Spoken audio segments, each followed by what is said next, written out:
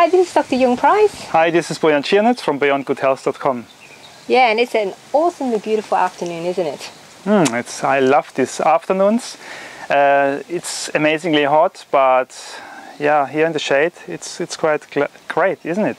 So it's a fantastic feeling being here and not having any major worries and problems. And this is what we are talking now, isn't it? You talk about problems. We're going to talk about how problems are also in the solution, okay? Oh, really? Yeah. How? Well, inside every problem, there's actually a solution, but what we do is we put all our energies and focus into the problem. And really, both of us, we actually see clients, and really they come to see us with lots of problems, from health problems to personal problems, financial crisis, you know, all sorts of challenges. That weight problems. Yeah, exactly. Isn't it? And most people are fixated on that issue, on the challenges. And really, what do you think that, what are the definition of problems? Well, problem is an obstacle. You know, I want to achieve something, and there's something in between. I can't do it, or somebody's in between, or I don't have the money, and that's the obstacle that's keeping me basically from achieving my goal.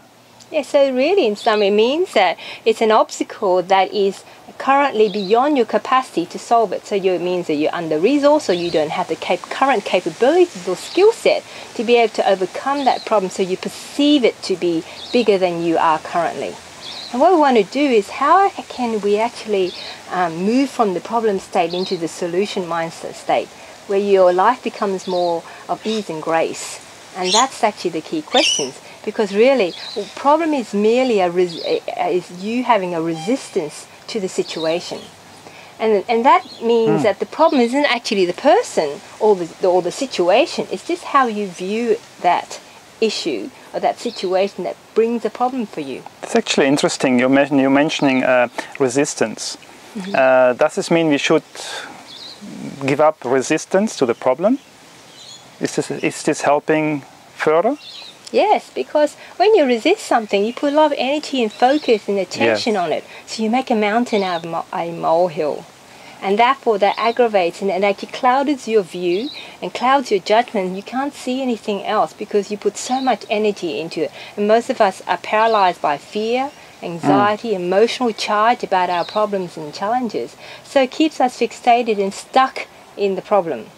Resistance reminds me also not accepting something. If I have an obstacle, if I have a problem, and if I accept this as it is, then I'm also giving up resistance at the same time. So it's an interesting strategy, isn't it? Yes. So the solution is to accept the problem as it is, and let go of the energies and the focus that you've been putting into it, and look at what the messages that problem is trying to tell you.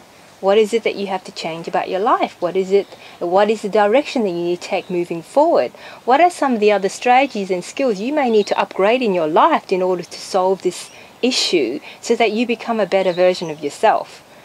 So it's a very interesting thing. Acceptance doesn't mean that you condone the situation, or you actually want it to continue or desire to continue. It means that you don't just have any more emotional charge about that problem, and you're going to move into the solution mindset with clarity and ease, and where the possibilities can actually come forth onto you.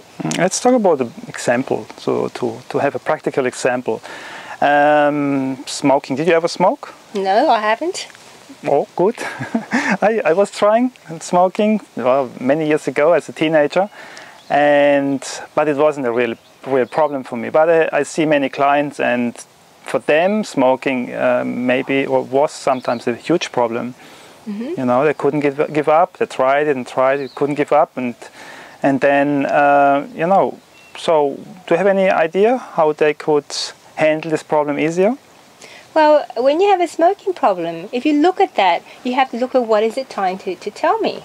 And a smoking problem is really the solution for feeling tense. So that's what the solution is that you're looking at relaxation. So you're using smoking to achieve relaxation. So really you can then open your options of what else can I do to feel relaxed and and comfortable in under stressful condition. How can I better manage my stress? So that the problem itself, you will see the seeds of the solution. So let's look at another example. What about a cranky husband or cranky spouse? Irritating, one who's manipulative, possessive or controlling. Yes. And we blame him because we want to change them and fix them, right?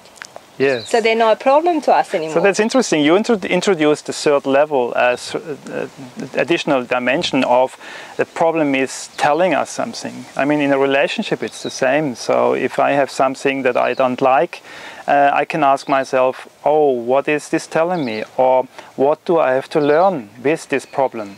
Or with my partner? Or my colleague, and so on. This is really mind-blowing. So it's really very interesting. Yes, because our partners are just a mirror for what we need to learn and grow.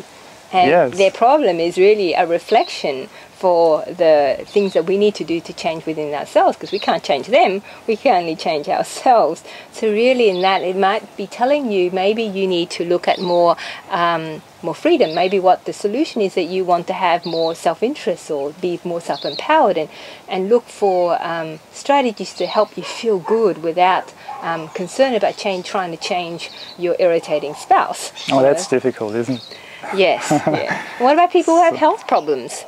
Lots of people come to see with health problems, and they are really focused on their disease, their conditions. Actually interesting. These strategies we were talking about can be applied on all areas in your life.